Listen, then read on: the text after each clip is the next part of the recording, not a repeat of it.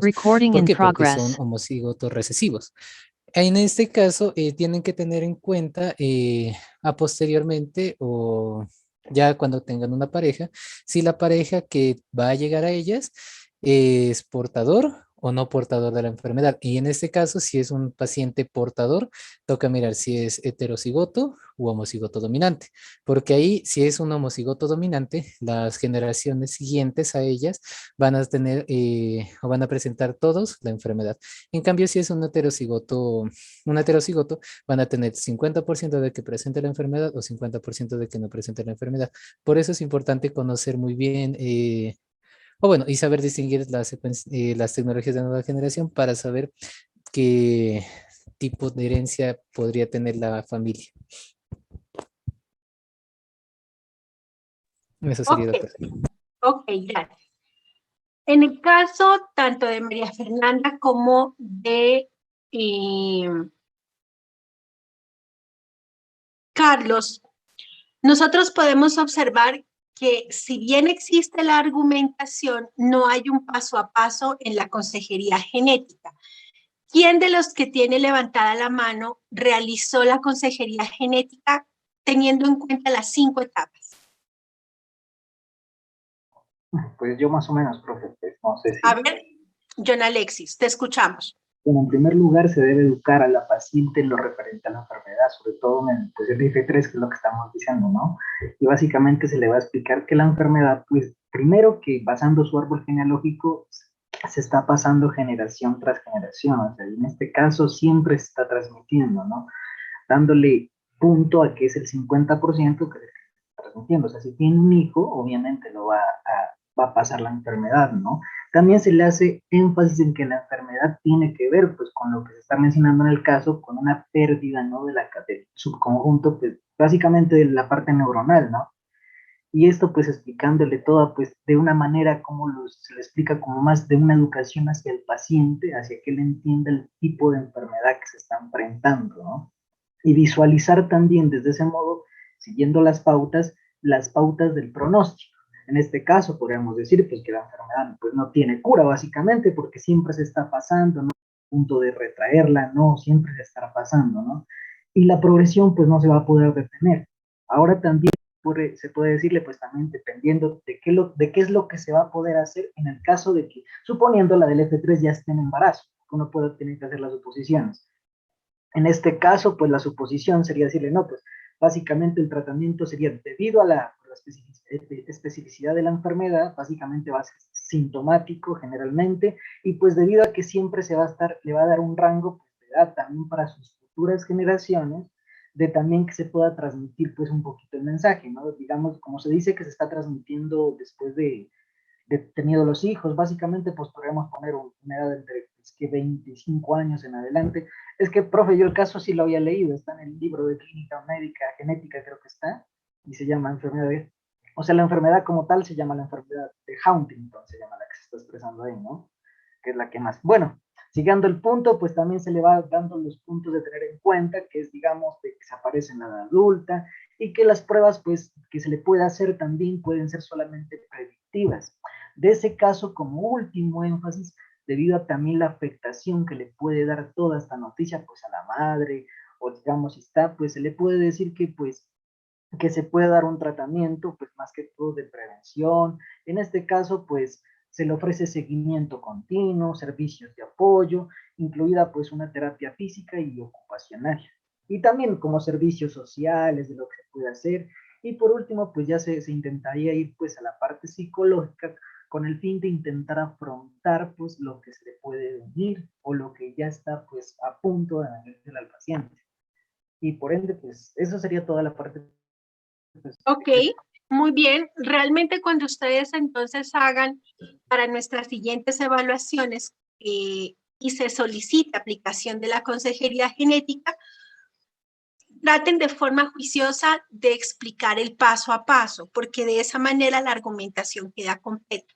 Cuando ustedes hacen una consejería general, no se logra distinguir el momento diferencial entre un proceso y el otro, que es muy importante para la atención al paciente. Entonces, considero puntualizar para ustedes la necesidad de que hagamos esa consejería genética paso a paso. Muy bien. Y en relación a nuestra última pregunta, o bueno, no sé si dentro de los estudiantes que trabajaron el ejercicio, encontraron algún otro punto relevante para tener en cuenta en la consejería genética.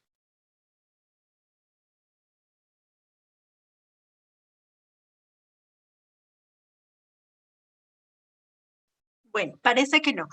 En relación entonces a nuestra última pregunta, dice, ¿cómo se distingue entre los fenotipos de enfermedades autosómicas de las ligadas al sexo?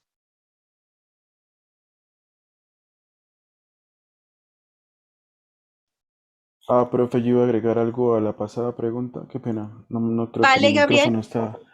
No, es que los compañeros en bastantes ocasiones mencionaron la palabra portadores. Y en este caso no hay portadores. Solamente era para aclarar eso.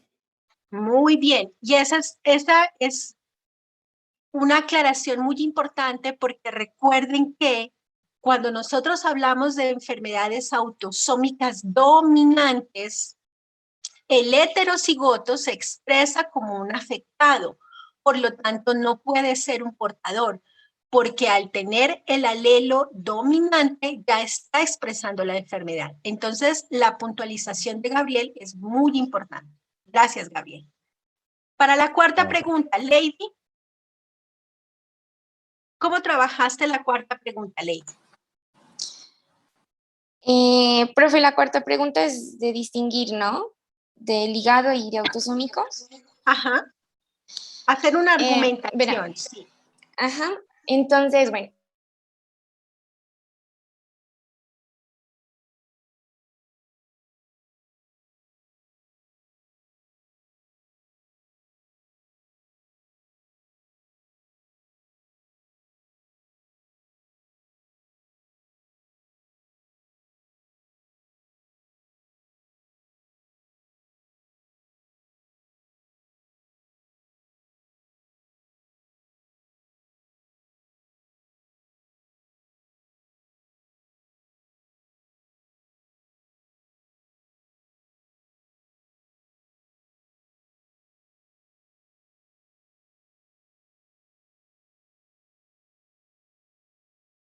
Recording stopped. Perdón, profe, se me salió. ¿Profe? Se fue. Sí, creo que se le fue el internet también. Creo que a varios se les todos. No, estoy aquí, solo que no la escucho. Es que se me fue el internet, profe, perdón. Sí, por eso sí noté que estaba como en conexión y por eso pregunté Lady, y estoy esperando para que tú puedas contestar. Profe, lo que pasa es que a usted también se le fue porque ahora aparece como anfitrión Luisa María Benavides. Profe, una pregunta, o sea, de lo que dije no me escuchó nada. Nada. No. Ya. Entonces vuelvo a empezar. Ya empiezo, profe.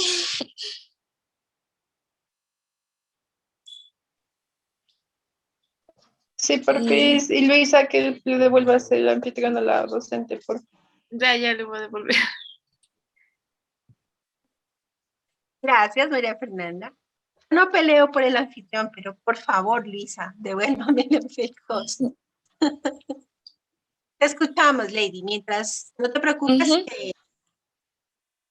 Vale, profe. Entonces, bueno, para ver si es ligada al sexo, entonces primero que todo nosotros vamos a ver que esto aquí vemos que se presenta la afección tanto en hombres como en mujeres en una proporción de tres hijos y 4 hijas. Entonces, para ver si es ligada al cromosoma X, vemos que el hombre de la primera generación, vemos que en la segunda generación también hay hombres afectados.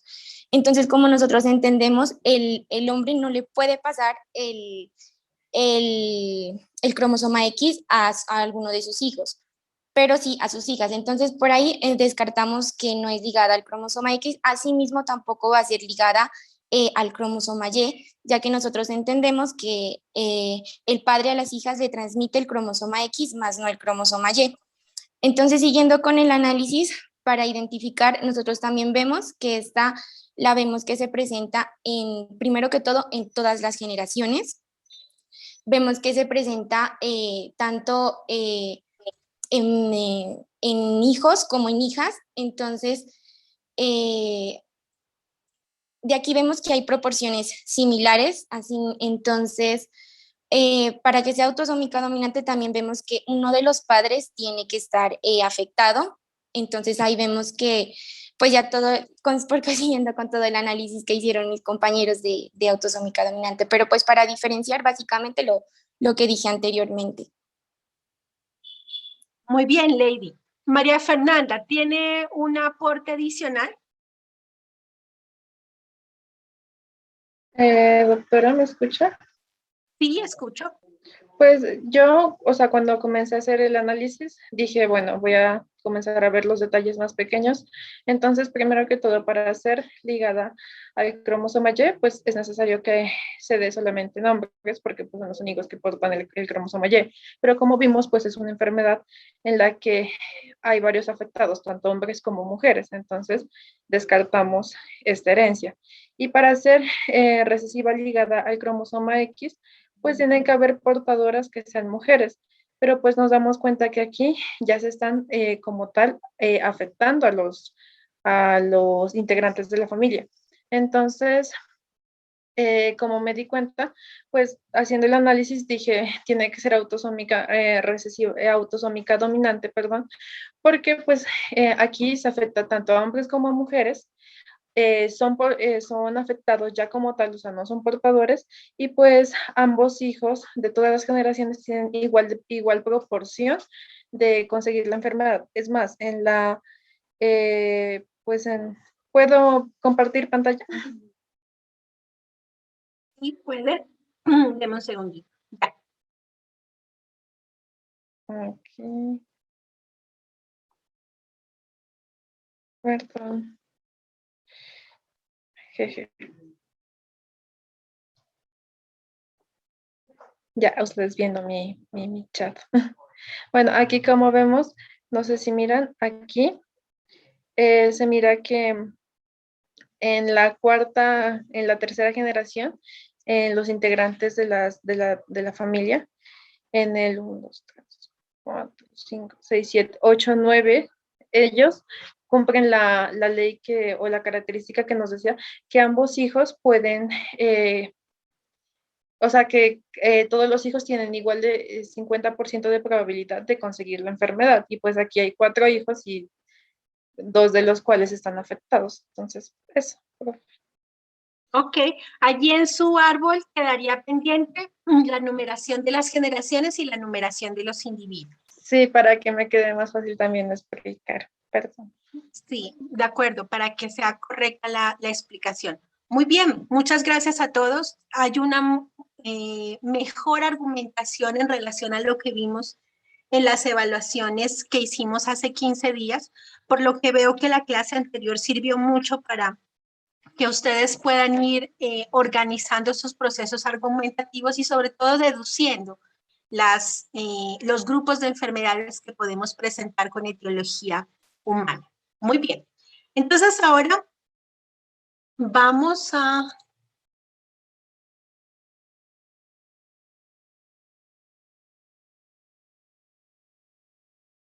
Profe, disculpe, Sí, ¿le puedo hacer una pequeña preguntita? sí puede, claro. Cuando la enfermedad es ligada al X y es dominante, ¿todos los hijos van a tener la enfermedad? Recording in progress. Cuando la enfermedad es Ligada ligada, al X dominante.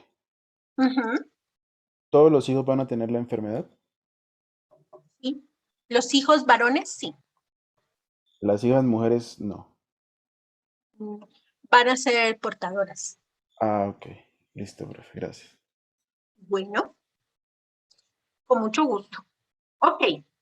Entonces, para finalizar nuestra temática en relación a lo herencia mendeliana y a lo atípico mendeliano, hoy vamos a terminar las herencias atípicas mendelianas, porque ya vimos las ligadas al X. Vamos a ver otra serie de factores que se comportan como herencias atípicas y que pueden modificar la forma en que nosotros observamos nuestros árboles genealógicos. Hasta el momento, nosotros hemos visto que cuando se tratan de patrones de herencia típicos, ¿cierto? Siempre vamos a observar si es una autosómica dominante, por ejemplo, que va a haber al menos la segregación o la penetrancia del gen generación tras generación. Cuando es autosómica recesiva, vamos a ver esta característica que es muy importante, que se denomina un salto de generación. Y cuando vemos ligadas al sexo, sobre todo en aquellas que se comportan como ligadas al X, vamos a observar entonces que hay una fuerte afección de hombres afectados que van a expresar en su mayoría aquellos fenotipos de afección.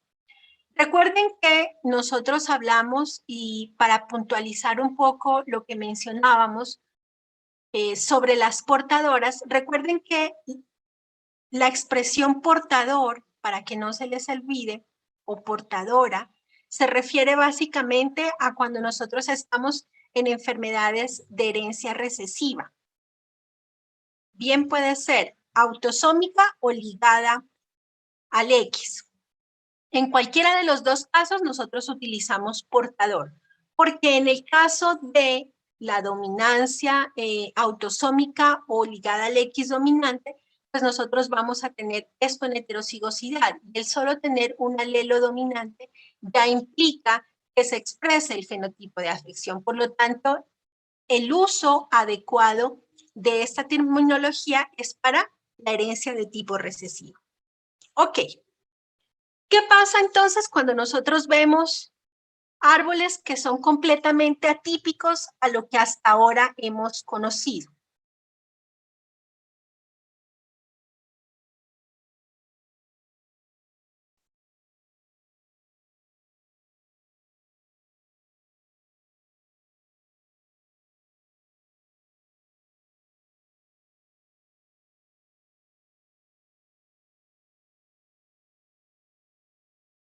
Profe, ¿Sí?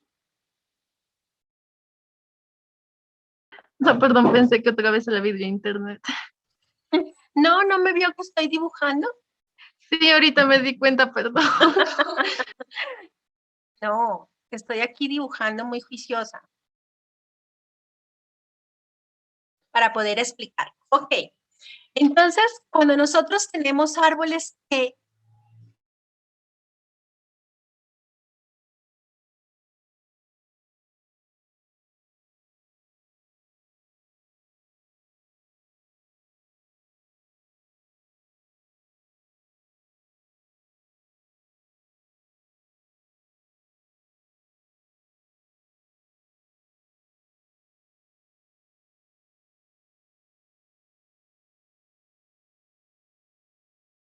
Profe,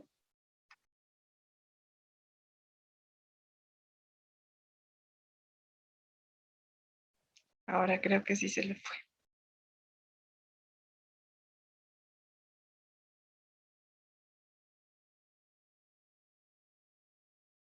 Recording stopped.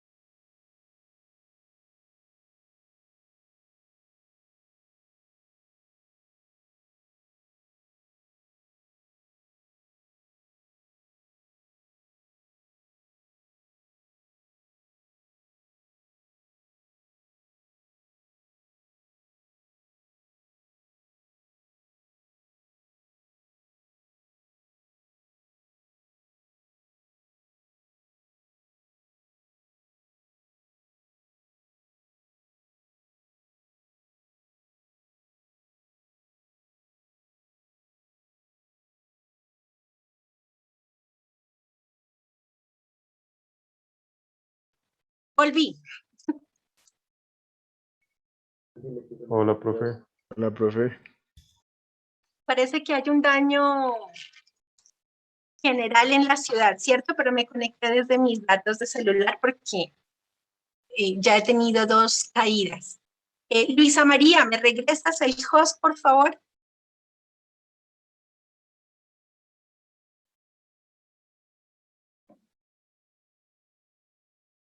Gracias, Luisa. Bueno, ¿hasta dónde me escucharon para yo poder recapitular? Profe, no, o sea, fue hasta que usted iba a empezar a explicar el dibujo. Ah, ok. Entonces voy a Confirmación. volver a proyectar y me dicen dónde. O sea, no me escucharon nada de la explicación, ¿de acuerdo? No, doctora. Vale.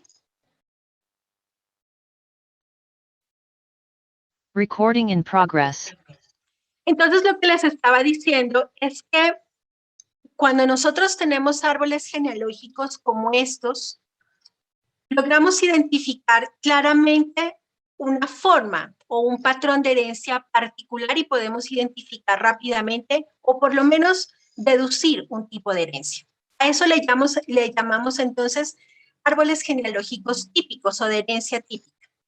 Sin embargo, ahora nosotros vamos a observar que también podemos encontrar otros tipos de árboles en donde, debido a la información que nos suministra nuestro paciente, van a tener unas diferencias en relación a lo que nosotros esperamos y conocemos. Aquí, por ejemplo, ¿qué podemos encontrar? Encontramos que hay un individuo afectado en la generación 3, pero que no responde, por ejemplo, a una herencia autosómica dominante recesiva o ligada al X. ¿Por qué? Porque no estamos observando individuos de afección ni en la generación 1 ni en la generación 2.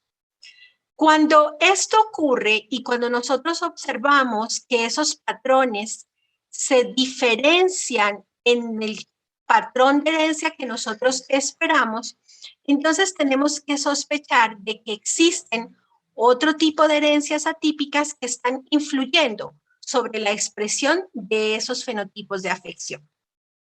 Vamos a observar algunos de esas herencias atípicas que nos permiten explicar por qué nosotros observamos, o por lo menos inferir por qué nosotros observamos este tipo de árboles genealógicos. Entonces, el primer factor que puede inducir en la variación correcta o típica de esa segregación para la expresión de fenotipos afectados son 2 términos que nosotros ya vimos anteriormente, que son la penetrancia y la expresividad. Recordemos que la penetrancia es la probabilidad de que un gen se pueda presentar en cualquier nivel de expresión fenotípica. Y hoy vamos a aprender entonces que la penetrancia es igual al número de individuos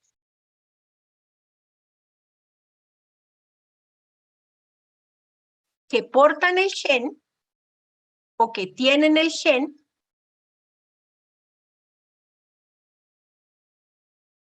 y para especificarlo aún más podemos decir que tienen el alelo mutado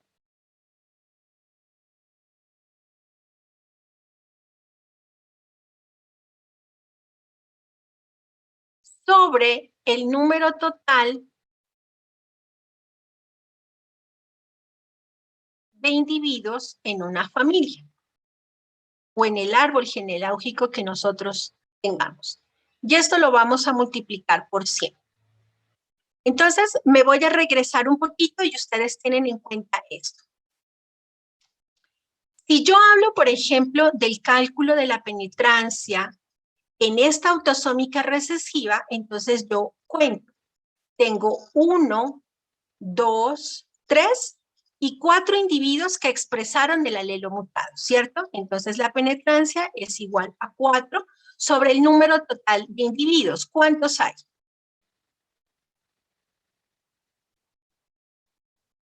5. Ah, no. No. Mm, Hay 9. 2 más 4 9. más 3. 9, profe. Hay 9, ¿cierto? Y esto lo multiplicamos por 100. ¿Cuánto les da la penetrancia?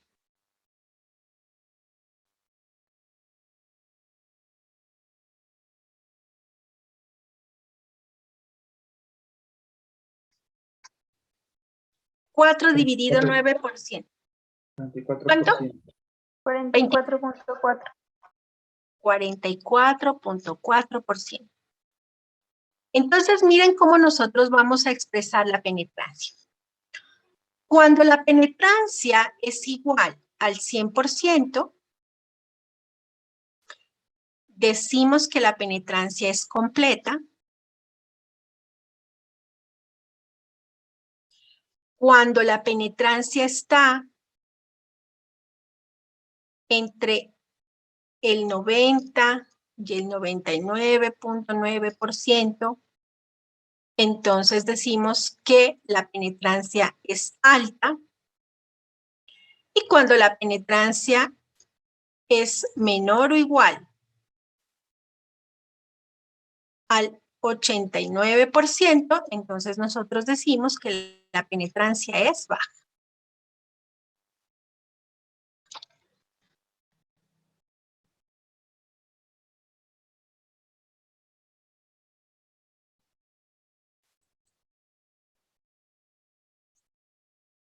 Es que yo hago la G y la J igual, entonces, listo.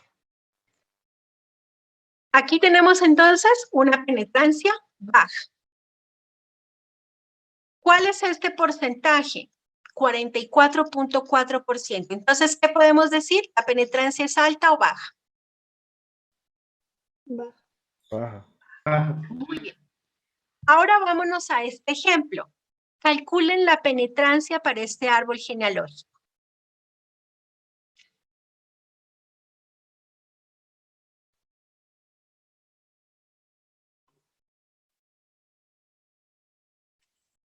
Entonces sería, ¿cuántos individuos afectados tenemos o individuos que hayan heredado el alelo mutado? 1. 1. Que está en la generación 3, ¿cierto? ¿Y cuántos individuos en total tenemos? 6. 6. ¿Cuál es entonces el valor de la penetrancia? 16.6. 16,6%. Muy bien. Expliquen la penetrancia. ¿Es completa, es alta o es baja? Baja. Muy bien. Entonces, hasta allí ya ustedes pueden tener claridad de que nosotros vamos a encontrar árboles genealógicos en donde la penetrancia va a variar en su porcentaje y por lo tanto es muy importante que la tengamos como un indicador, no solo para el diagnóstico o para la sospecha de diagnóstico, sino como una clave decisiva para el momento de la consejería genética. Muy bien. Ahora vamos con este otro término. Habíamos dicho que referimos a la expresividad variable cuando una mutación de un alelo particular se expresa en los individuos de forma diferencial. Y habíamos tomado el caso de la NF1 o neurofibromatosis tipo 1, donde nosotros decíamos que, por ejemplo, en el caso de los neurofibromas, nosotros podríamos observar una variabilidad clínica diferencial que podía afectar o no, o comprometer o no, la vida o los hábitos de vida del individuo. Esta expresividad variable, entonces, va a ocurrir o se va a presentar en la mayor parte de los casos en donde nosotros tengamos fenotipos de afección que tienen una etiología genética. Y por lo tanto tenemos que ser muy atentos a poder definir o identificar en la epigrisis cómo es que esa expresividad ha cambiado en los diferentes individuos. ¿Claros esos dos conceptos?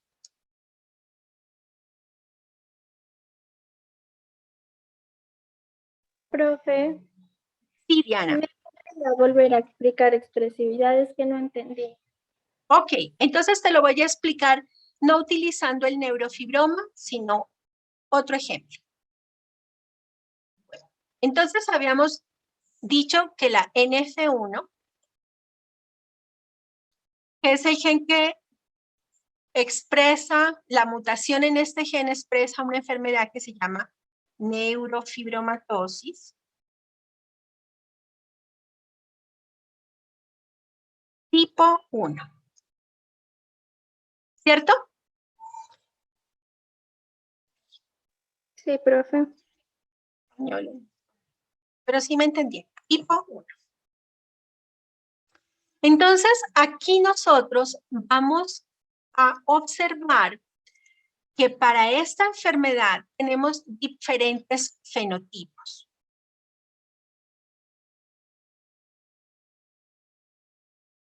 El fenotipo A se denominan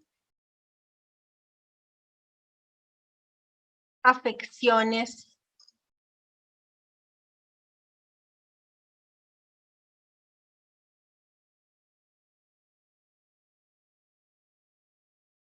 en columna.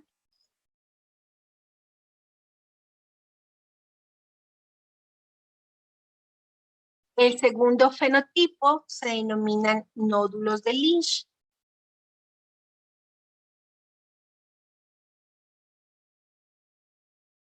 El tercer fenotipo se denominan neurofibromas.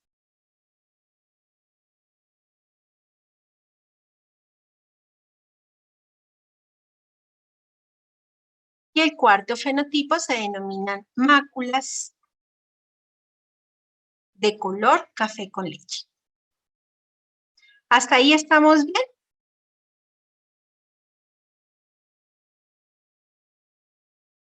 Sí, profe. Muy bien. La expresividad Doctora. variable. Sí. Lo que pasa es que muchos estudiantes me están diciendo que están sin internet. Oh, ¿qué hacemos entonces, María Fernanda? Escucho propuestas. No, pues que ahorita, pues que si puede, si esta clase no la puede pasar, solamente esta clase sería de gran ayuda porque es que van 10. Ya, lo que pasa es que a mí, como se me ha estado interrumpiendo el internet, también se me ha interrumpido la grabación. Entonces realmente no tengo la grabación continua porque se da de acuerdo a lo que hemos estado, o sea, a mis interrupciones en las conexiones. No, pero creería que es importante desde la explicación que comenzó ahorita, doctora, porque pues lo demás son los ejercicios. Ya. ¿Tú serías tan amable, María Fernanda, de colocarme, por favor, cuáles estudiantes están teniendo dificultad en la conexión? Sí, doctora, ahorita le escribo. No, de una vez, ¿sabes por qué? ¿Para qué? Para poder hacer el control de lista y poder dejar la anotación. Entonces es Carolina Espérame Álvarez. un ratito, espérame un ratito. Yo voy a ir Bueno. tomando y en las que tú sepas, entonces tú me dices que hay falla de conexión, ¿de acuerdo? Pero que estuvieron presentes en el inicio. Para no tener dificultades. Listo, doctora. Entonces, Carolina Álvarez. Ella tiene problemas de conexión. Ok.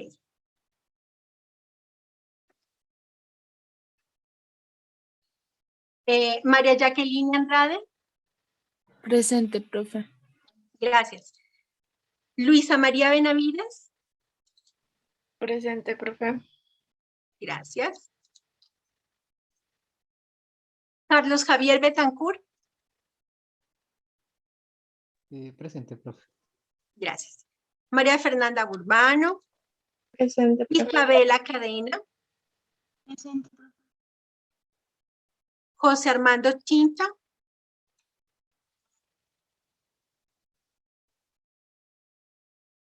Daniela Catalina Eles.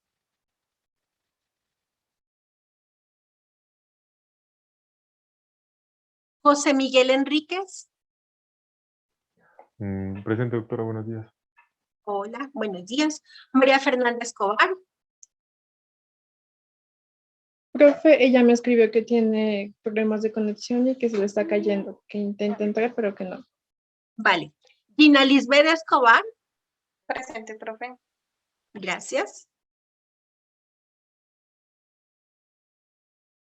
Diana Fernández. Presente, profe. Carol Gaviria.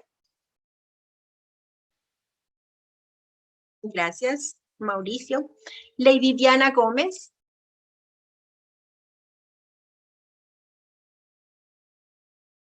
Ella también tiene problemas de conexión, profe.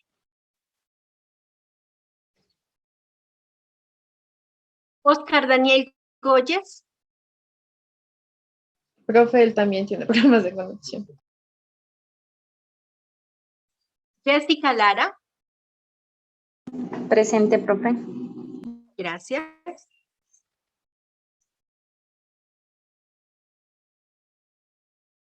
Milena Lucero. Presente, profe. María Fernando Luna.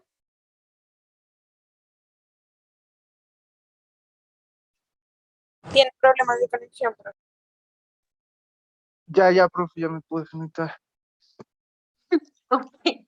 Luis Carlos Morán. Paciencia, paciencia. Luis Carlos Morán. Él estaba conectado, pero ahorita ya no lo veo. Sí. John Alexis Morcillo. Presente, profe. ¿Sí me escuchó? Vanessa Morillo. Presente, profe. Oscar Joan Narváez. Presente, profe. Jonathan Camilo Ñáñez. Él tiene problemas de conexión, profe. Doctora, yo ahorita estoy aquí en la clase, pero el internet está muy inestable. Se me saca mucho la clase. ¿Me está hablando Jonathan? Sí, doctora. Venga, ¿y usted qué hacía de intruso en la clase de esta mañana? No, doctora, lo que pasa es que se acuerda que en el momento de evaluación yo estaba en la universidad, entonces como no pude pues dirigirme acá hasta la casa, le pedí el computador a una compañera y en el momento de entrar pues le cambié el nombre a Camilo Ñáñez. Entonces por eso creo que aparecía en la otra clase, porque no me conecté en mi computador. Ya. Sí, doctora. Vale. Bueno. Evelyn Ortega. Ella Doctora, también a tiene mí sí problemas. me está Sí. ¿Me escucha? Sí, la escucho. Sebastián Pantoja. Presente, doctora. Byron Pantoja. No. Paula Riascos. Presente, doctora.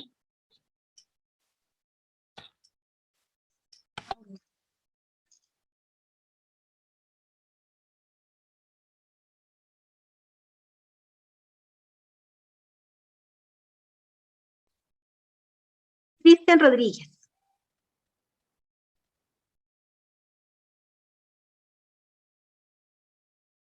Cristian Rodríguez.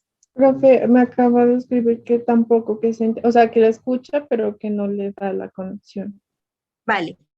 Karen Rosero.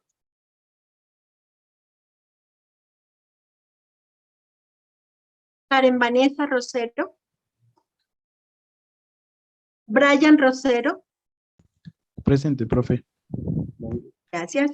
Gabriel Leonardo Salazar. Presente, profe. Gracias. Álvaro Javier Salcedo.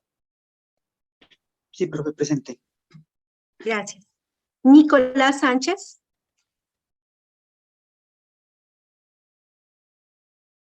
Nicolás Sánchez. Natalia Santa Cruz. Ella también me escribió. Ah, bueno. Diego Tobar. Presente, doctora. Gracias. Y Juan Pablo Zambrano. Él también tiene problemas de conexión, profe. Listo. Entonces ya los verificamos aquí. Ok. Para que queden. Bueno, ahí están. Sí. Sí me apunto. Es que soy María Fernanda Luna. No sé si... Mario Luna. Sí, sí lo apunté con problemas de conexión. Profe, a mí también me Sí, ya, está profe, saliendo. ya restablecí ¿A quién? ¿A ya me Natalia? restablecí la conexión, pero no veo la pantalla. Porque no estoy proyectando nada para poder resolver tu inquietud. Es que si uno está proyectando no puede ver absolutamente nada más. Bueno, No, entonces, no aparece gris, todo gris. ahí no tienes pantalla.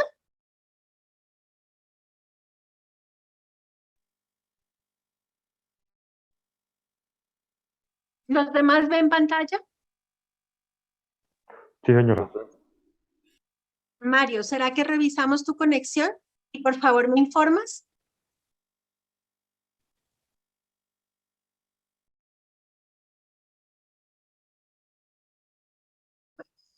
Yo espero que Mario me aperture el micrófono y me escriba. O me escriba. Ok, entonces decíamos que sobre la pregunta de poder explicar nuevamente lo de expresividad, decíamos que para el caso de la NF1 teníamos diferentes tipos de fenotipos, afecciones en la columna, nódulos de Lisch, neurofibromas, máculas de color café con leche. Cada uno de estos son fenotipos diferentes, ¿cierto? Entonces, ¿qué va a ocurrir? Si yo tengo, por ejemplo, un árbol genealógico con esta enfermedad, entonces yo voy a encontrar que, por ejemplo, este padre presentó nódulos de Lisch. Luego, en una segunda generación,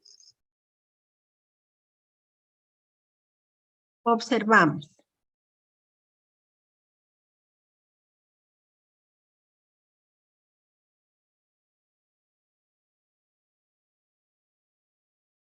que el individuo 1 o la hija 1 tiene neurofibromas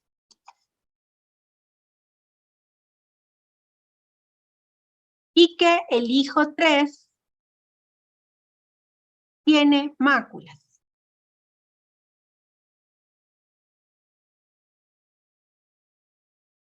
Si yo les digo cuál es la penetrancia en este árbol genealógico, ¿cuál sería la penetrancia? Es 3 sobre 5 individuos, 3 individuos afectados o 3 individuos que han heredado esa mutación sobre 5 individuos totales, que nos da ¿cuánto? ¿Cuánto? 60, profe, 60%. 60%. Pero si yo hablo de expresividad, ¿la expresividad es completa o es variable? Variable, profe. Variable. Ah, muy bien. ¿Cuándo sería completa? Cuando toda la herencia esté afectada. Cuando todos los afectados expresen el mismo fenotipo, es decir, los 3 individuos afectados expresan solo nódulos de Lisch, o los 3 individuos afectados expresan solo neurofibromas, o los 3 individuos afectados expresan solo máculas. ¿Claro para todos? Doctora, yo tengo una preguntita. Sí. En esos, supongamos que todos, la herencia, toda pues sea afectada, ¿cierto que sí? Aquí puede, por ejemplo, en el individuo 1 puede, por ejemplo, haber una expresividad más grande, o puede haber como, o sea, se puede presentar de una forma como, por decirlo así, a grosso modo, como más fuerte que en los otros dos, o en todos va a generar la misma como expresividad como tal. Esa es una pregunta bien interesante. ¿Quién me está haciendo la pregunta? Yo, profe, José Miguel, sí. Genial. Esa es una pregunta bien interesante porque está asociado con lo siguiente que les voy a explicar. Entonces, deme un ratico y ya le explico. pero la respuesta es no. Todos los individuos no necesariamente tienen que expresar el mismo fenotipo con la misma severidad, porque cada alelo en un genoma diferente se expresa diferencialmente en él. Por lo tanto, nosotros esperamos que exista una expresividad variable para casi todos los fenotipos de cualquier enfermedad. ¿De acuerdo? Por ejemplo, todos pueden tener neurofibromas, pero esperamos que en un individuo el neurofibroma, por ejemplo, se desarrolló en la mujer de la generación 2.1 como un neurofibroma al lado o circundando el pezón, pero en otro individuo podemos observar que existe un neurofibroma bastante leve, por ejemplo, en la parte frontal, o en otro individuo podemos observar que el neurofibroma se exprese en toda la piel. Allí nosotros tenemos expresividad variable y además de la expresividad variable que tenemos gravedades clínicas distintas, ¿cierto? Entonces, tu pregunta es muy importante porque nosotros debemos esperar que dado que un individuo se diferencia de otro en un sistema inmunitario, pues obviamente sus genes deben responder a ese sistema. Nunca esperamos dos fenotipos exactamente iguales en dos individuos iguales, salvo que sean gemelos o mellizos en algunos casos. ¿Sí? Listo, profe, muchas gracias. Con muchísimo gusto. Muy buena pregunta. Ok. Entonces, existen, aparte de esa penetrancia y de esa expresividad variable, otros factores que nos van a alterar la observación de esos árboles genealógicos de forma atípica. Entre ellos tenemos la heterogeneidad alélica. La heterogeneidad alélica se refiere a cuando yo observo en un mismo gen, por ejemplo, el gen del canal de cloro o CFTR, que es un canal que participa en la bomba de conducción del cloro en la mayor parte de las vías celulares. Estas mutaciones asociadas a esta gen, que en la actualidad se han reportado cerca de 1.400 mutaciones, dan unos fenotipos diferenciales que se expresan todos para desarrollar fibrosis quística.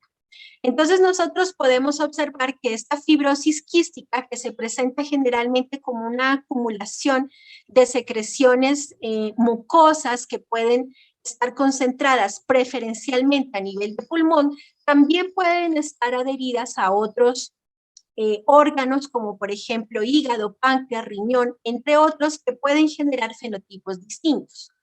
Dependiendo de cuál es la mutación que se produce en ese gen, entonces va a modificarse el fenotipo para esa fibrosis quística. Allí nosotros entonces hablamos de una heterogeneidad alélica. Otra característica u otro factor importante es la heterogeneidad de locus. Esta heterogeneidad de locus se ha reportado en otra enfermedad que se llama la rinitis pigmentosa, en el cual vamos a observar una alteración visual por degeneración de fotorreceptores asociados. La heterogeneidad de locus entonces se refiere a cuando nosotros tenemos el mismo fenotipo,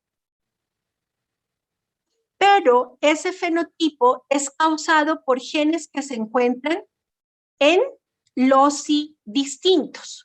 Entonces, podemos encontrar aquí un loci A, un loci B, y la mutación de los genes en cualquiera de estos dos locis me puede producir una rinitis. A esto se refiere una heterogeneidad de locus. Y la heterogeneidad fenotípica se refiere ya cuando nosotros vemos asociado la pérdida o la ganancia de la función de una proteína en particular que puede estar regulada por un receptor de canal o un receptor de membrana o un receptor enzimático o un receptor ligando. No me voy a detener mucho ahí porque eso hace parte de la biología celular que ustedes ya observaron, pero como para recordarles, cuando nosotros tenemos nuestra membrana celular, y aquí están nuestros fosfolípidos, existen asociados a la membrana unas proteínas de transmembrana o proteínas integrales que en su mayoría se comportan como proteínas de conductancia que facilitan el intercambio de muchos de los iones o muchas de los mensajeros que están asociados a un receptor. Entonces, generalmente estas membranas de proteína tienen aquí conectados unos receptores que van a facilitar la apertura de un canal para que se produzca una señalización que da paso en el citoplasma, bien sea a la producción de segundos mensajeros, como por ejemplo los CAP, o también a la producción directa de la síntesis de una proteína que puede ser en el núcleo o que puede ser en el citoplasma. Uno de estos ejemplos son las mutaciones que pueden ocurrir en estos receptores, como por ejemplo en el gen RET, en el cual el tipo de receptor tiene una función de tirosincinasa que está encargado del desarrollo de los ganglios de nervios colónicos. Cuando nosotros observamos entonces mutaciones diferenciales en este gen, podemos encontrar que esos desarrollo de ganglios de nervios colónicos pueden ocurrir en las diferentes partes o a lo largo del colon, y eso va a depender del tipo de mutación que se produzca. Eso sería una heterogeneidad fenotípica. Muy bien. Entonces, para complementar la pregunta que me hacía José, ¿qué ocurre entonces cuando yo tengo una penetrancia completa o una penetrancia incompleta y una expresión que puede ser variable o no? Pueden ocurrir muchísimas cosas. Aquí un ejemplo de cómo un mismo genotipo puede tener diferente penetrancia. Entonces miremos en el individuo 1, este homocigoto dominante expresa el gen, en el individuo 2 hace el mismo efecto y en el individuo 3 hace el mismo efecto. Aquí tenemos una penetrancia completa. Una penetrancia incompleta en los individuos, entonces la miraríamos de esta forma. Algunos individuos expresan las mutaciones en ese gen y otros individuos simplemente no la heredan. ¿Qué pasa entonces cuando nosotros asociamos o correlacionamos la expresión clínica del carácter con la inmunología particular del paciente y correlacionamos esos dos puntos, penetrancia y expresividad? Les voy a explicar la primera gráfica para que luego ustedes me ayuden a hacer la argumentación y de esa manera puedan arriesgarse a comprender las diferencias que pueden existir. En el eje Y de estas gráficas, ustedes van a encontrar entonces valores asociados a la expresión clínica del carácter, que está medida con valores de 0, de 50 o de 100.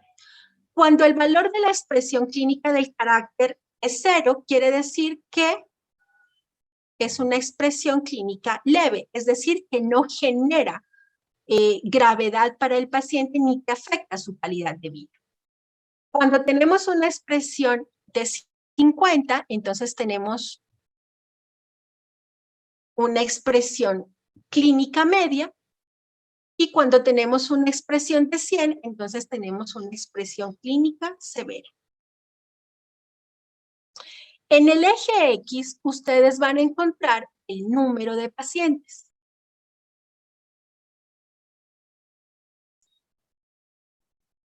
Entonces nosotros tenemos 10 pacientes. Y el color azul en los histogramas representa la herencia o la expresión de esa mutación. La herencia del gen que tiene, ¿cierto? Un alelo mutado. Entonces, el histograma azul me está representando la penetrancia, o lo que yo puedo determinar como individuos afectados que han heredado ese gen. En este caso, ¿cómo sería la penetrancia? La penetrancia sería 10 individuos que heredan ese gen sobre 10 individuos que ocupa el familiograma por 100. Quiere decir que esto es una herencia. ¿Cómo se llama esta penetrancia, perdón? Completa, doctora. Muy bien, una penetrancia completa. Ahora, ¿qué ocurre con la expresión clínica del carácter?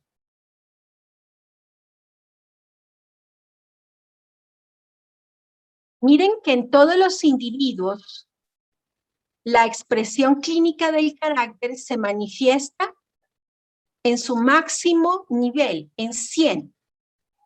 Quiere decir que la expresividad es constante y la expresión clínica del carácter es severa.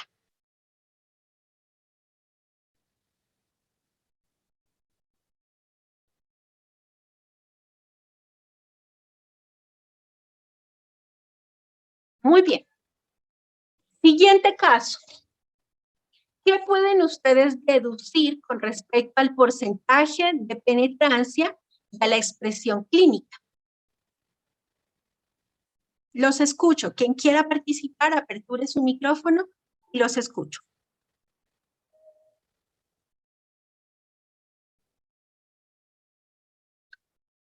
¿La severidad clínica es severa? Perdón, ¿la expresión clínica es severa para todos los individuos? No, No, doctora. No. Miren que la severidad solo se presenta en 1, 2, 3 y 4. Tenemos una severidad, bueno, y en este también, ¿no? Porque está cercano al 100. Entonces tendríamos 6.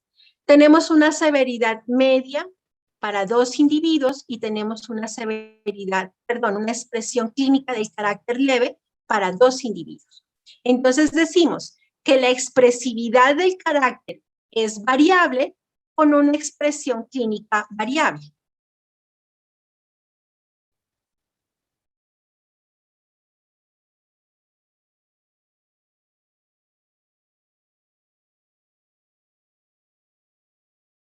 ¿Qué decimos sobre la penetrancia?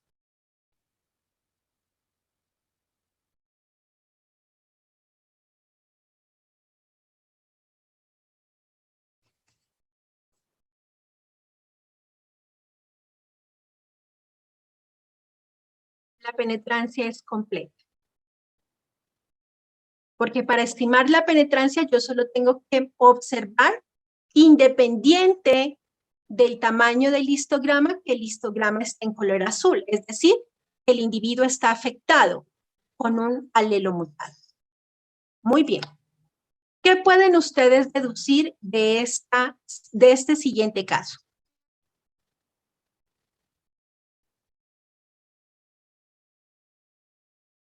Miren que si hablamos de la penetrancia, serían 6 entonces, sobre 10. Muy bien, tenemos solo 6 individuos afectados, por lo tanto decimos que tenemos un carácter con una baja penetrancia igual al 60%, pero tenemos nuevamente, al igual que el primer caso, una expresividad constante. ¿Cómo es la expresión clínica del carácter? ¿Severa? Muy bien, con expresión clínica severa.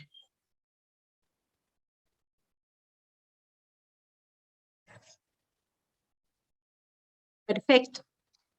Y en este último caso,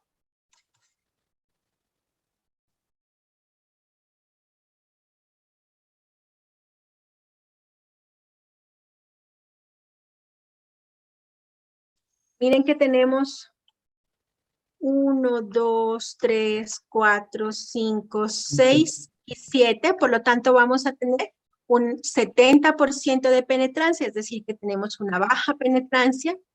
La expresividad es variable. ¿Por qué la expresividad es variable? porque miren que tanto en el caso 3 como en el caso 4 hay individuos que no resultaron afectados con el fenotipo. ¿Y qué podemos decir de la expresión clínica? También es variable porque hay de las tres, pues hay severa y media. Muy bien, con una expresión clínica variable.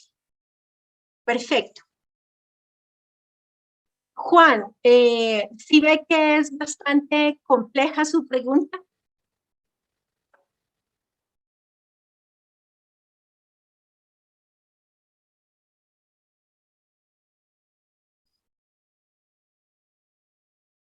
Muy bien. Doctora, una pregunta. En el segundo caso, la expresividad se dice que es constante, ¿no? Esto es debido ya que la expresión clínica es severa, porque pues independientemente también hay individuos que no tienen, pues. No, aquí nosotros decimos que la expresividad es variable con expresión clínica también variable, porque mira que tenemos... No, doctora, en el segundo ejercicio me refiero, en el de arriba. Por eso aquí. Ah, ya. Ujú. Mira, aquí tendríamos que los 10 aportan al cálculo de la penetrancia, ¿cierto? Por eso tenemos un carácter de penetrancia completa. 10 sería, la penetrancia es igual a 10 sobre 10 por 100, por eso nos da penetrancia completa. Tenemos una expresividad variable, porque si puedes observar, tenemos individuos que tienen una afección del fenotipo mayor y otros que tienen afección del fenotipo muy bajo y otros que tienen afección del fenotipo medio. Y en la expresión clínica, entonces tenemos una expresión clínica que se comporta como severa, que se comporta como media en otros individuos y que se comporta como baja en otros individuos. Entonces es un caso de un carácter de penetrancia completa con expresividad del fenotipo variable y expresión clínica del carácter variable. Listo, ok, doctora, gracias. Con mucho gusto, Camila. ¿Alguna otra pregunta?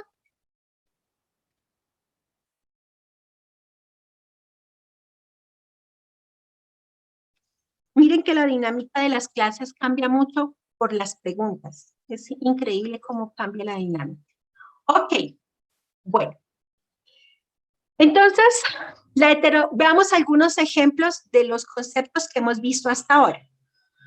Para la heterogeneidad alélica, entonces se ha reportado un gran número de casos en relación a las distrofias musculares.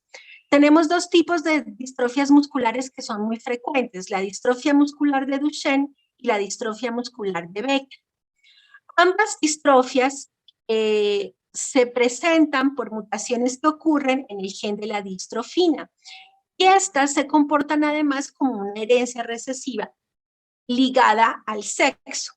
Como la mayor parte de las distrofias musculares, pues estas son enfermedades neuromusculares de tipo degenerativo, son bastante graves y son pues obviamente enfermedades que no tienen cura, por lo tanto su seguimiento es netamente paliativo. ¿Qué observamos en la mayor parte de los individuos? Pues observamos un progreso degenerativo de la pérdida de la tonicidad muscular, esquelética, respiratoria y también pues con algunos casos bastante importantes de gravedades cardíacas. Como ustedes pueden observar en esta gráfica que estamos presentando aquí,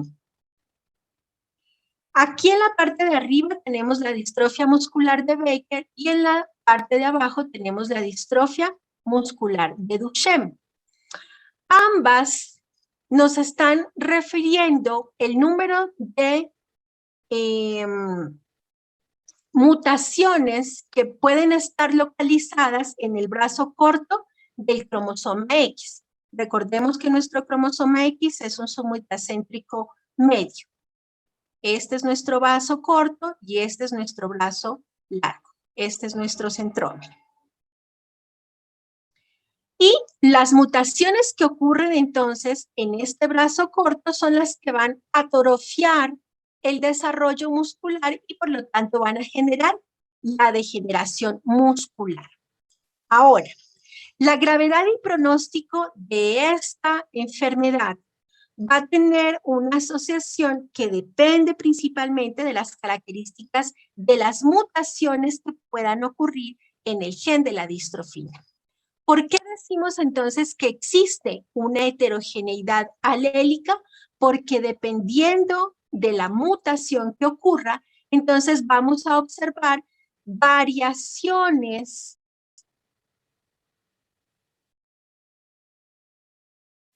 en la expresión clínica del carácter o del fenotipo.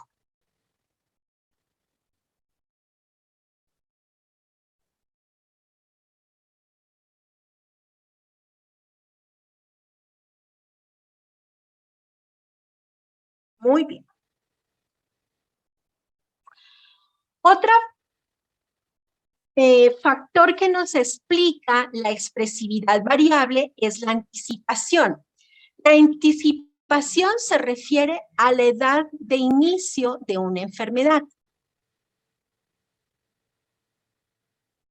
Entonces aquí tenemos un caso muy importante de la enfermedad de Huntington, en donde nosotros podemos observar en este árbol genealógico que aparte de la información que ya conocemos, como es la generación, el número de individuo, está asociado la edad de aparición de la enfermedad para cada integrante que expresó el fenotipo, pero además vemos un numerito asociado.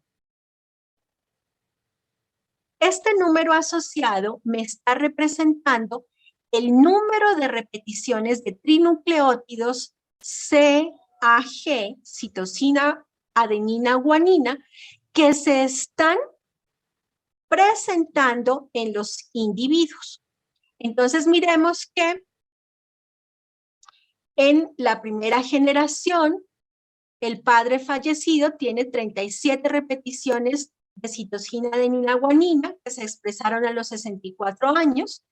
En el individuo 1 de la generación 2 tenemos 42 repeticiones. En el individuo 2 de la generación 2, 70 repeticiones. En el individuo 4 de la generación 2 tenemos 55 repeticiones. Y miren este caso tan importante. Tenemos 103 repeticiones en el individuo 5. Y miren que es una forma juvenil, es decir, que nos está datando entre los 12 y los 15 años de edad. Si ustedes recuerdan la lectura que han hecho sobre la enfermedad de Huntington, en la mayor parte de los libros se esquematiza y se afirma que la enfermedad de Huntington, como es una enfermedad que también es neurodegenerativa, se compromete con una edad que generalmente se localiza en un estadio avanzado. Sin embargo, artículos de medicina basada en la evidencia nos reportan casos específicos en donde se han identificado números de mutaciones de expansión de estos trinucleótidos en valores mucho más altos en formas juveniles. ¿Esto qué entonces está identificando? Que a medida que avanzamos en la edad, estos son los años, entonces el número de repeticiones va bajando y a medida que la edad es una edad corta, entonces podemos observar un número de repeticiones mayor. Este número de repeticiones asociado con la anticipación, además, reporta diferentes tipos de fenotipos y de expresión variable en los fenotipos, por lo cual es muy importante para nosotros cuando estemos en un caso particular de una enfermedad de Huntington o de cualquier enfermedad que tenga como antecedente efectos de anticipación, reconocer en el árbol genealógico la edad de inicio de nuestros pacientes. En esta gráfica complementaria, entonces nosotros podemos observar que si miramos el umbral de afección, las repeticiones de citosina adenina guanina son normales hasta cuando tenemos 27 repeticiones. Es decir, que la mayor parte de la población presentamos 27 repeticiones de citosina adenina guanina y esta es la razón por la cual no expresamos el fenotipo de la enfermedad de Huntington. Sin embargo, muchísimos estudios ya han reportado que a partir de las 28 repeticiones se pueden observar la expresión de los fenotipos de la enfermedad de Huntington con un carácter clínico variable.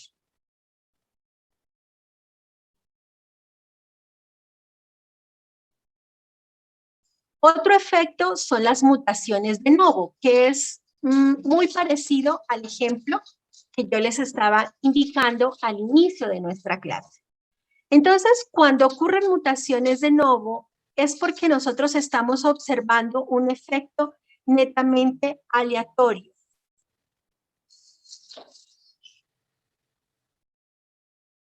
En el individuo que expresa el fenotipo de afección o en el individuo afectado.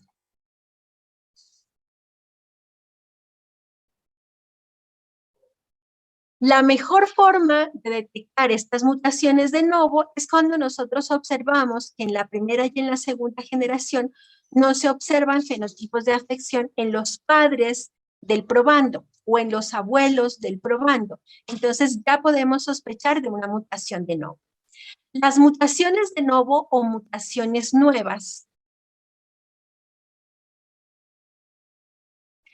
pueden presentarse tanto para las herencias autosómicas recesivas, herencias ligadas al X recesiva, herencias autosómicas dominantes y también podemos presentarlas como explicaciones de alteraciones en el cariotipo. Para esto es muy importante entonces que ustedes, cuando estén frente a estos casos, hagan un análisis juicioso de los antecedentes familiares. Si no existe antecedente familiar alguno, la mejor explicación es que ha ocurrido un factor de mutación de novo o mutación nueva en el individuo. Ahora, en la clase de la mañana me preguntaban, bueno, ¿y qué consejo genético les damos cuando la identificación es una mutación de efecto de novo? ¿Qué creen ustedes?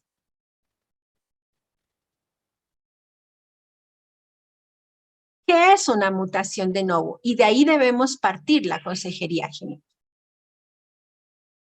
La mutación de novo es una mutación de tipo aleatorio. Es un evento único que ha ocurrido solo en este individuo.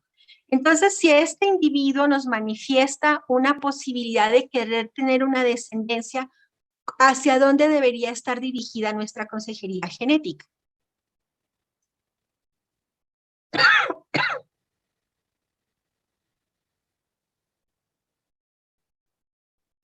Pues doctora, no sé si estará bien, pero tal vez sería como hacer la detección de los signos tempranos acerca pues de la enfermedad. Ok, detección de los signos tempranos de la enfermedad. Y para los posibles hijos,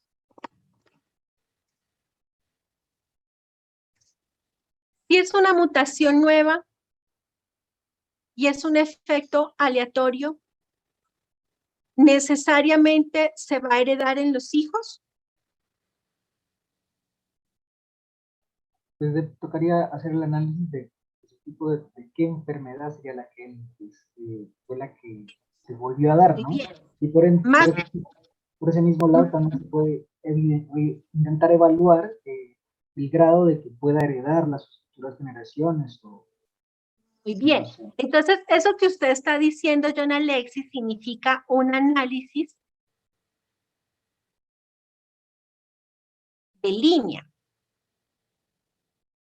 Porque si esa mutación de novo ocurrió en un cromosoma autosómico,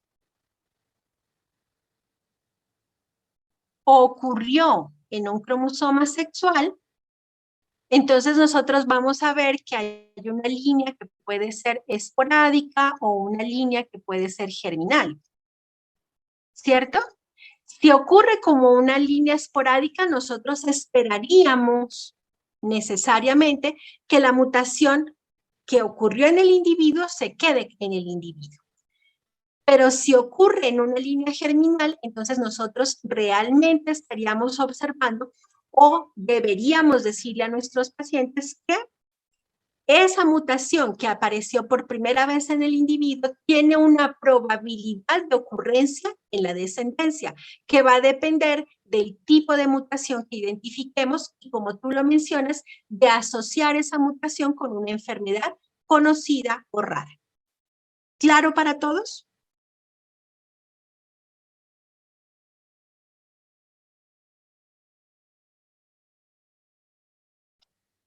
Muy bien.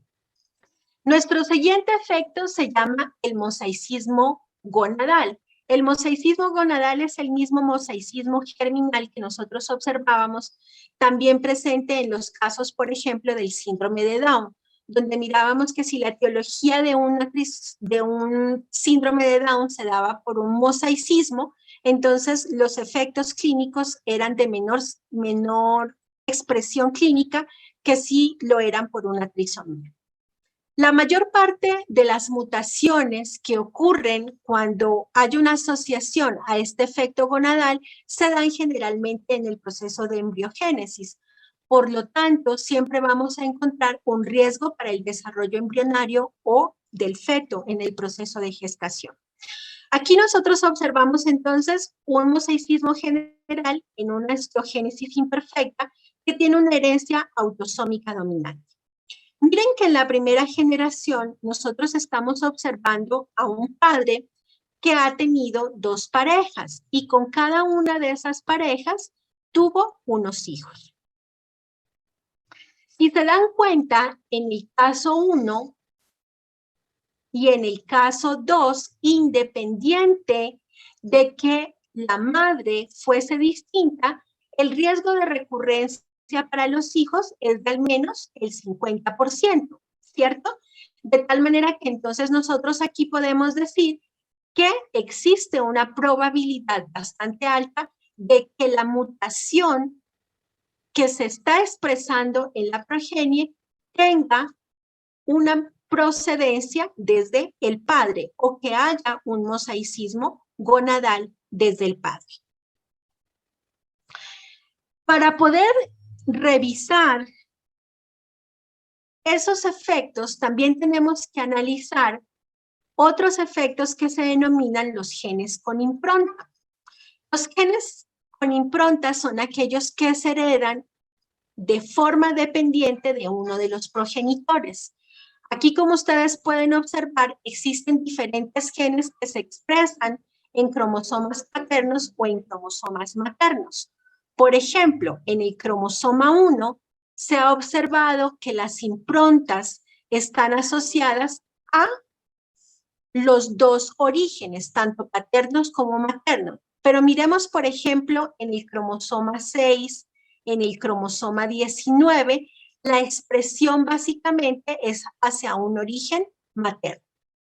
Cuando ocurren estos efectos de impronta en los árboles genealógicos, entonces nosotros podemos observar que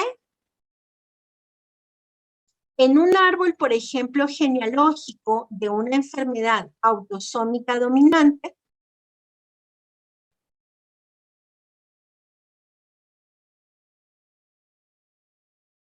en donde esperamos, por ejemplo, que este padre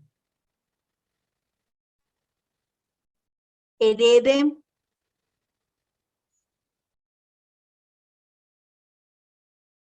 a la mayor parte de sus hijos como de sus hijas, entonces podemos observar que puede ocurrir además una impronta en donde tenemos características que se pueden asociar de forma directa al padre de forma específica.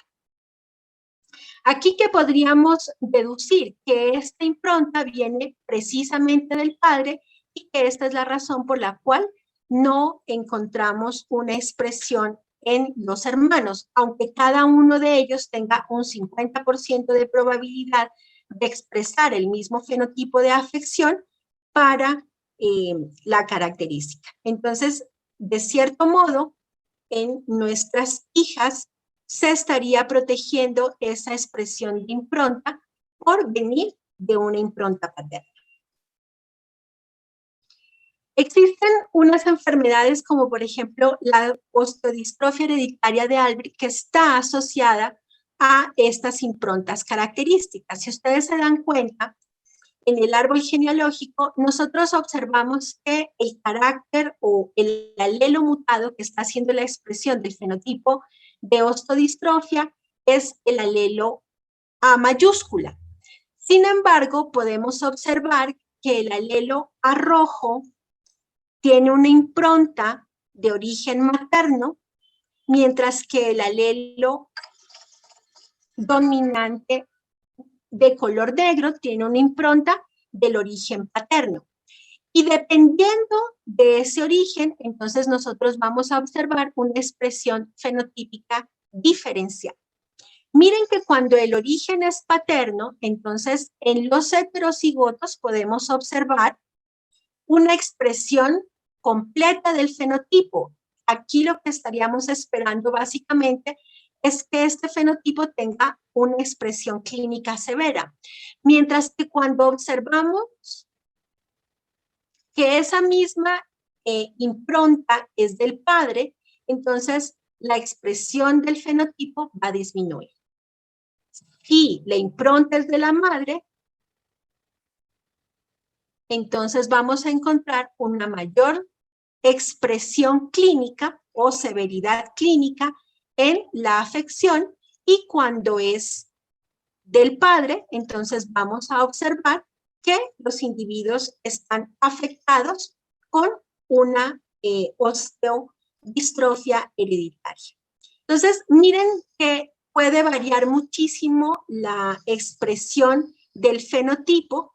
Podemos observar incluso fenotipos diferenciales en los individuos. Por ejemplo, aquí no podríamos esperar también que se genere la expresión de un fenotipo como el pseudotipo paratiroidismo asociado a esa misma impronta.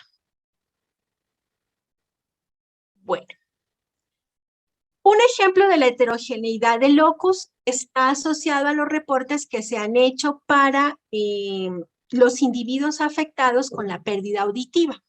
Habíamos mencionado que en esta heterogeneidad de locus, entonces lo que esperamos es que un mismo fenotipo sea expresado por la interacción de genes distintos.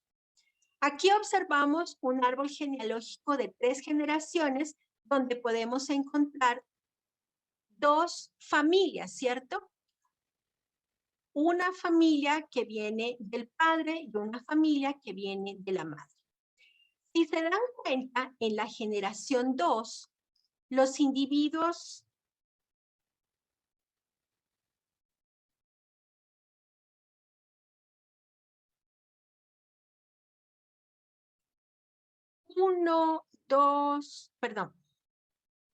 los individuos 3, 4, 6, 7, 8 y 9 tienen pérdida de audición.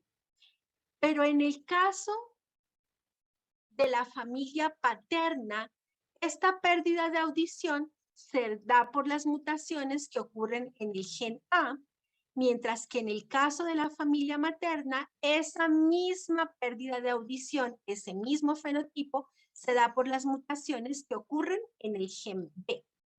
A esto se le denomina una heterogeneidad de locus, presencia de un mismo fenotipo explicado por las mutaciones que ocurren en genes distintos.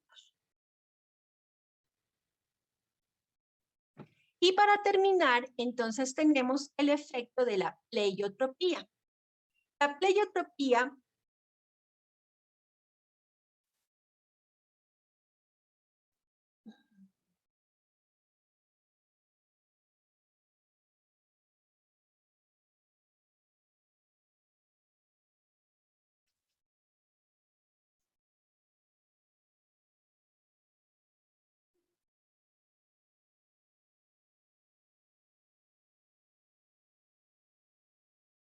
Deme un segundito.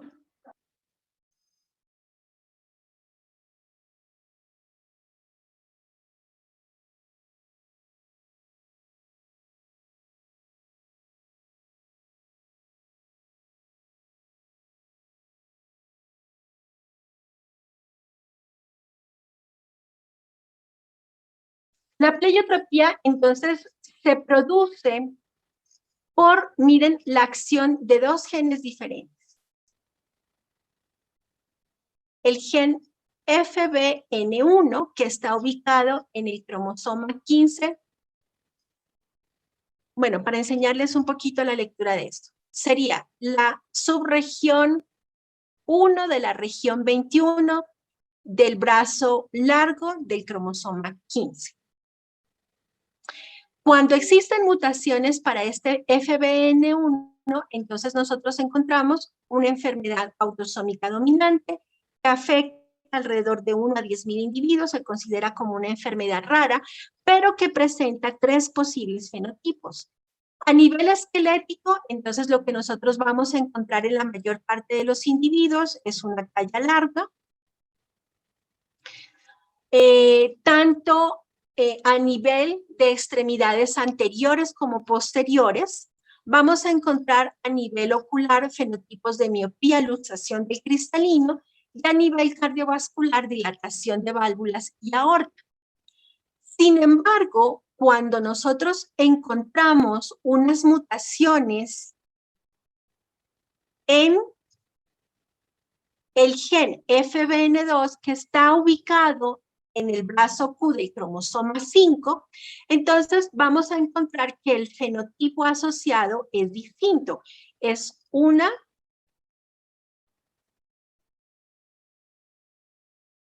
extensión o alargamiento de los dedos, fenotipo que se denomina aracnodactilia. Estos fenotipos de aracnodactilia se reportaron desde la época de los egipcios y es una de las enfermedades raras más frecuentes, valga la redundancia, que se presenta en hombres. Por lo tanto, es una enfermedad que se debe considerar de forma juiciosa por el análisis distinto que dan los fenotipos de mutaciones asociadas a los dos genes distintos.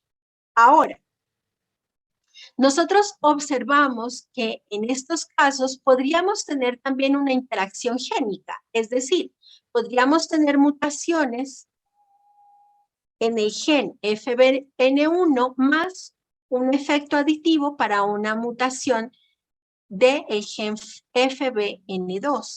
En este caso, entonces vamos a encontrar los 3 fenotipos asociados además a la arinodactilia. Este también es que se presenta en esos 4 fenotipos. Es raro, pero se han reportado varios casos en los cuales se menciona la ocurrencia de los 4 fenotipos en el mismo individuo. Muy bien. ¿Preguntas?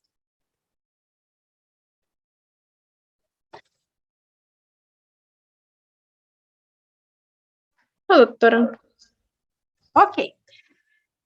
Para la próxima evaluación, entonces es importante que ustedes, aparte de lo que ya conocen, asocien estos efectos que pueden ocurrir cuando se les presente un caso de árboles genealógicos que no corresponden con un patrón específico de una enfermedad autosómica dominante, autosómica recesiva, ligada al cromosoma X autosómica recesiva o ligada al Y, ligada al Y dominante o recesiva, ligada al X dominante o recesiva.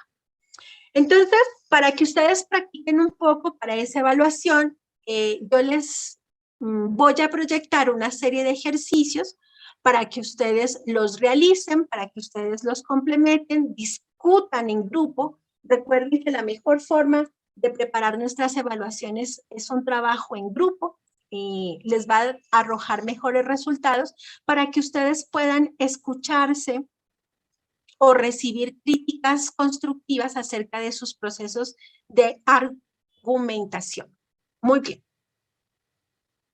Doctora, Entonces, sí.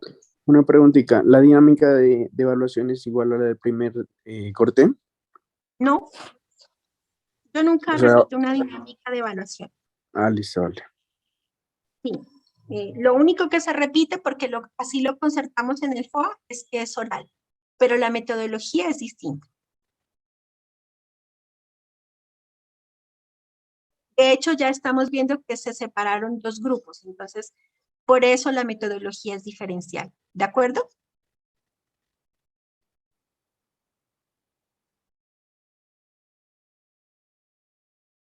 Sí, doctora. Muy bien. Entonces, nuestro primer ejercicio es, las siguientes genealogías humanas muestran caracteres monogénicos raros, individuos en negro. En cada genealogía no hay más relaciones de parentesco que las indicadas expresamente.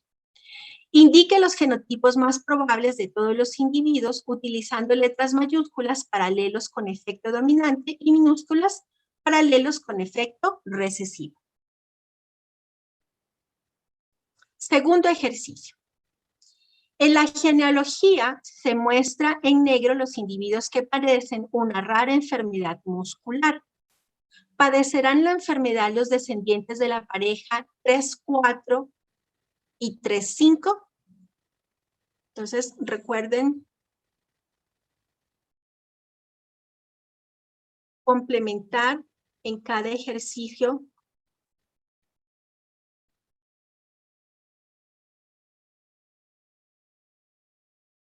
Por eso se refiere a 3, 4, 3, 5, porque está representando esta pareja. Muy bien. Argumente su respuesta. Argumente. Ya miren que ustedes están avanzando en el proceso de argumentación. Recuerden lo que implica argumentar. Implica explicar, inferir, deducir, analizar, justificar.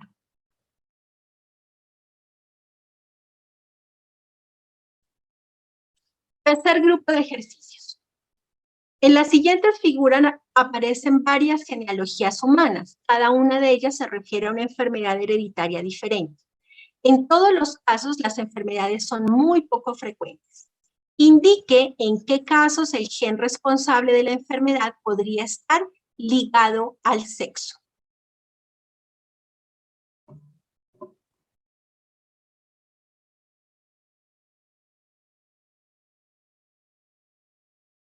Y faltó, argumente su respuesta.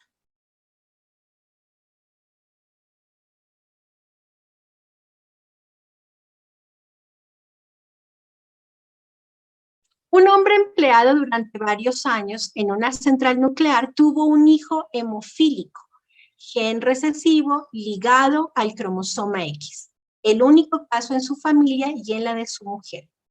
Otro hombre empleado durante varios años en la misma central tuvo un hijo con enanismo acondroplásico, gen dominante autosómico, el primero entre sus parientes y los de su mujer. Ambos hombres demandan a la empresa por daños. Como genetista es llamado a emitir un informe pericial en el juicio. ¿Qué diría en el informe respecto a cada situación? Argumente su respuesta.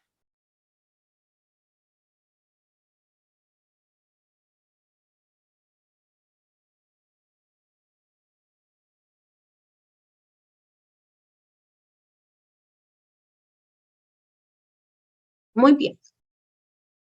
El daltonismo se debe a un gen recesivo ligado al sexo. Si representamos como XD el cromosoma X portador del gen del daltonismo,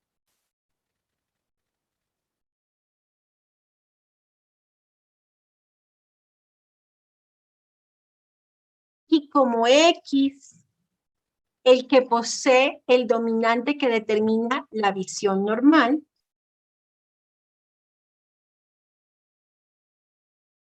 entonces, ¿qué proporción genotípica cabe esperar en un matrimonio entre un hombre daltónico y una mujer portadora? ¿Qué proporción de daltónicos cabe esperar en la familia si tienen 8 hijos?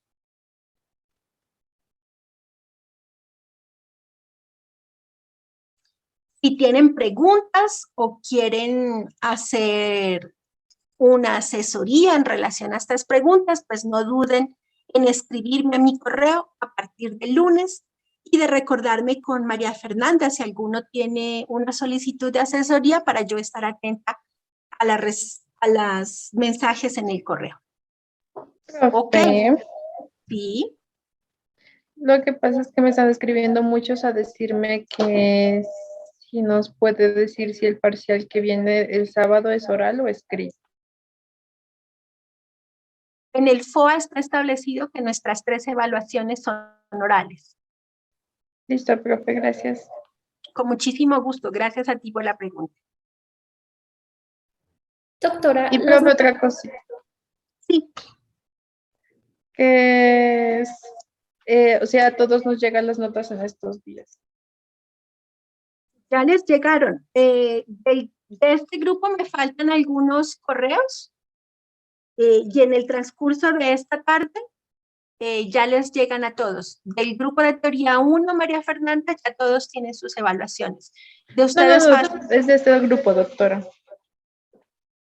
Ah, ya, de su grupo sí, en el transcurso, ya algunos tienen las evaluaciones y los que faltan ya les llega la rúbrica en el transcurso de la tarde. Solo falta el envío del correo, es que ha sido un proceso dispendioso. Claro, doctora. Y bueno, gracias. Ok. Bueno, si no hay más preguntas, entonces muchísimas gracias por su atención y ahorita entonces tomemos el tiempo, ya que ustedes quieran hacerlo en su casa y luego discutirlo con sus